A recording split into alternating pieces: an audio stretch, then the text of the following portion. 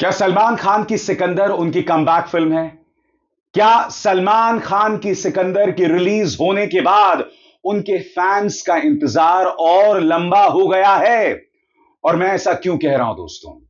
Hello, welcome, खुशामदीद, नमस्कार। आप देख रहे हैं एक ऐसा शो जिसका नाम है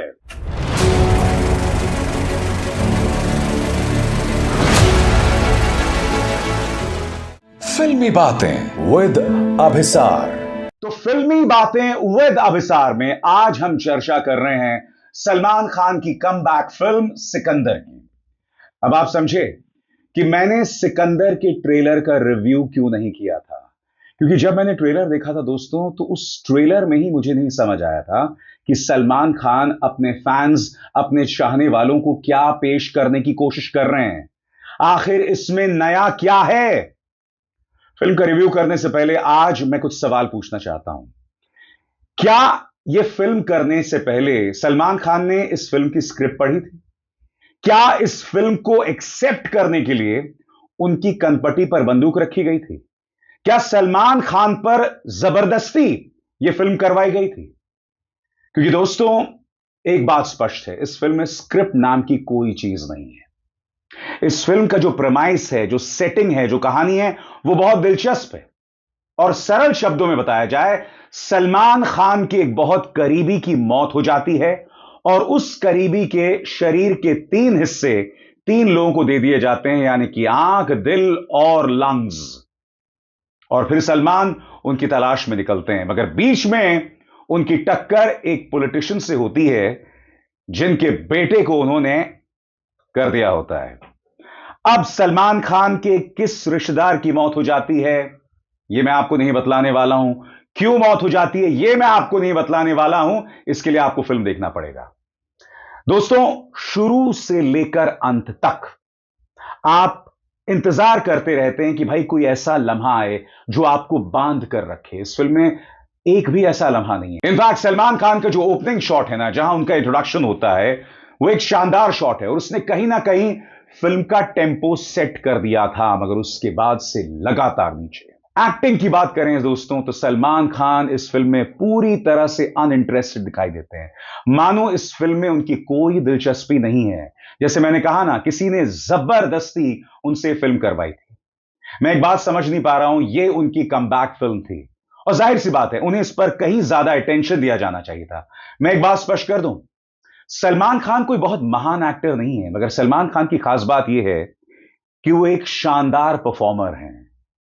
उनका एक स्वैग है और ये तमाम चीजें इस फिल्म के अंदर मिसिंग है। इस फिल्म के अंदर जो एक्शन है, कोई नयापन नहीं है, क्योंकि आप सलमान खान को इस तरह का एक्शन आज से नहीं, साल 2009 से देखते आ रहे हैं। यानी कि आप सिकंदर देखने के बजाय वांटेड देख लीजिए। इनफैक्ट मैं एक बहुत बड़ा दावा करने वाला हूं, पिछली कई फिल्में सलमान खान की मैंने नहीं देखी। किसी का भाई किसी की जान, फिर राधे, ये तमाम फिल्में मैंने नहीं देखी। मैंने उनकी जय हो देखी थी, जो मुझे बिल्कुल भी पसंद नहीं आई थी। मगर जय हो देखने के बावजूद फिल्म को बीच में छोड़ने का मेरा मन नहीं कर रहा था। मगर जहां तक सिकंदर की बात है दोस्तों, फिल्म में 1 घंटा होता है। यकीन मानिए, अगर सलमान खान नहीं होते तो मैं ये फिल्म छोड़कर चली जाता, क्योंकि सिकंदर एक बड़ी फिल्म है और जाहिर सी बात है इसका रिव्यू करना बहुत जरूरी हो जाता है। फिल्म के अंदर एक्टिंग के लिहाज से, जैसे मैंने कहा, सलमान खान की बिल्कुल दिलचस्पी नहीं है। कई किरदारों को वहां क्यों रखा गया है, कोई नहीं जानता।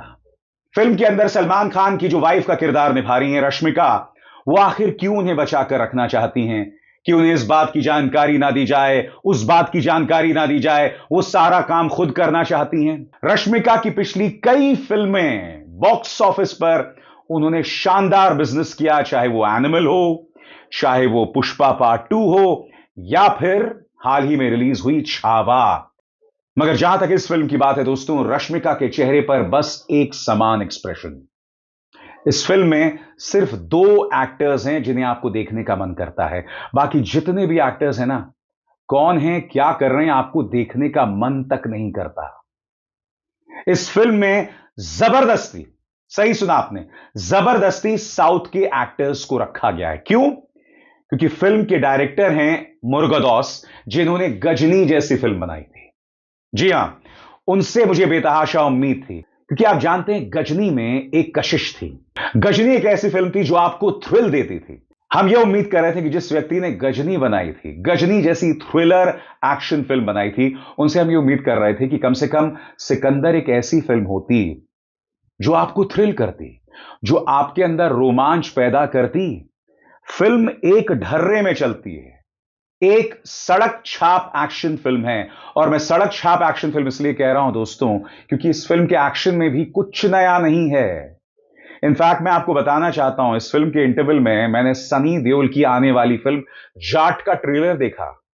जाट के ट्रेलर में जो एक्शन है ना, वो सिकंदर से बेहतर है।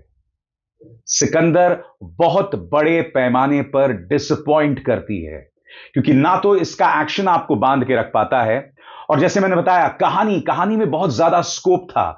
यानी कि एक आदमी सिकंदर, जो कि एक राजा है, राजकोट का राजा है, वो निकलता है 3 लोगों को खोजने, जिनके शरीर में उसके एक बहुत करीबी के 3 अंग जो हैं वो लगाए गए थे। कहने को एक शानदार इमोशनल एक्शन थ्रिलर हो सकती थी। और मैं इमोशनल एक्शन थ्रिलर शब्द का क्यों इस्तेमाल कर रहा हूं, क्योंकि हाल ही में पुष्पा 2 रिलीज हुई।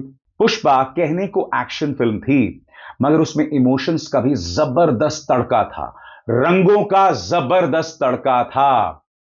यह फिल्म किसी भी पैमाने पर खरी नहीं उतरती। मैंने बताया ना दोस्तों, सलमान खान ने अपने करियर में बहुत सी वाहियात फिल्में की हैं, मगर सिकंदर उनकी सबसे कमजोर फिल्मों में गिनी जाएगी।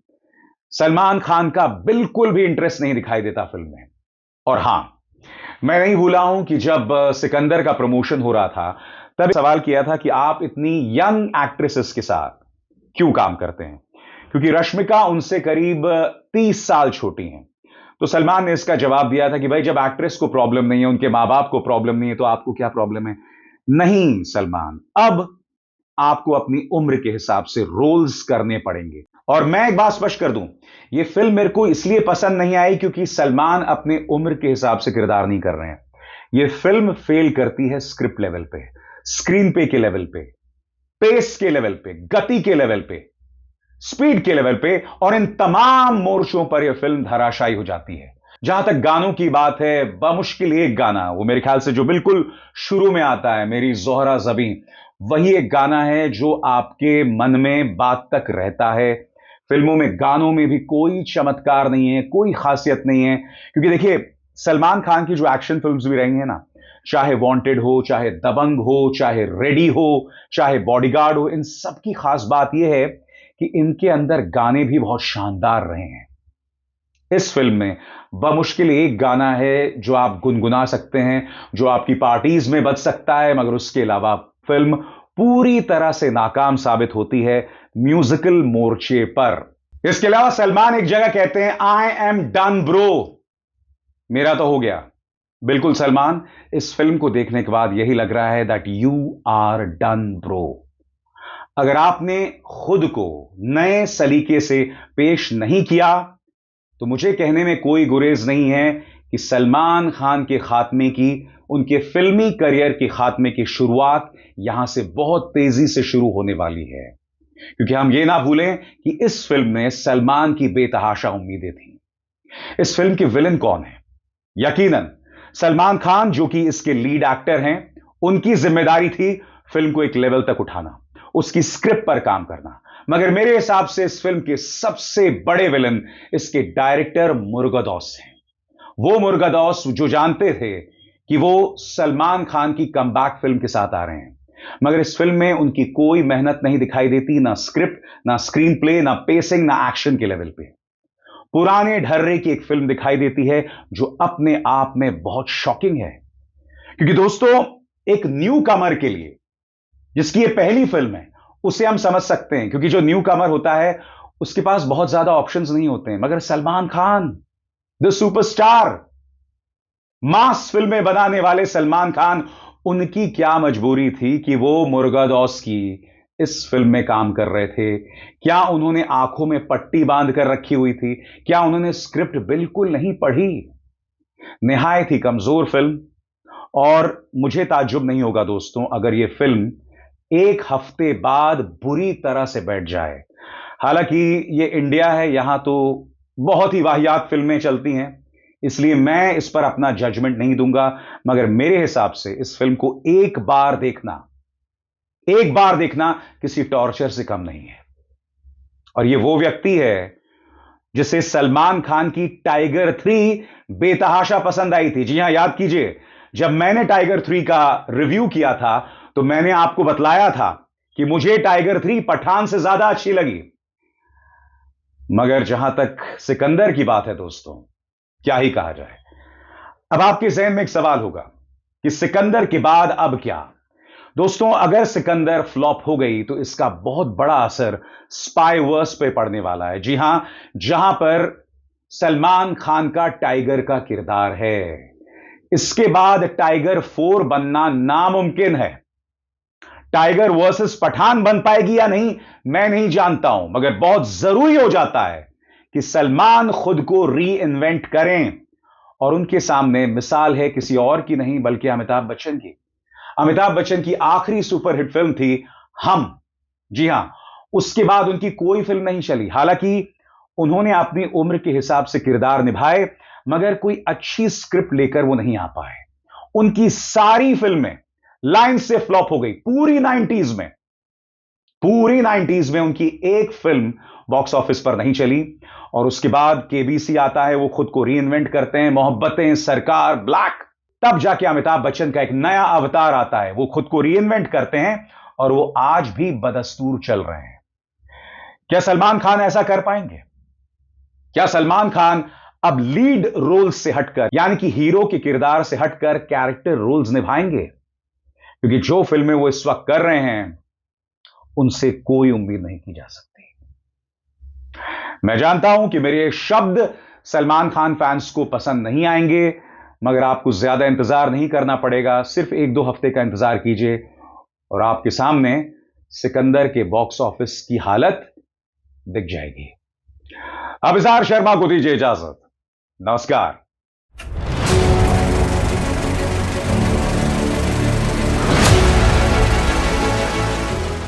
फिल्मी बातें विद अभिसार।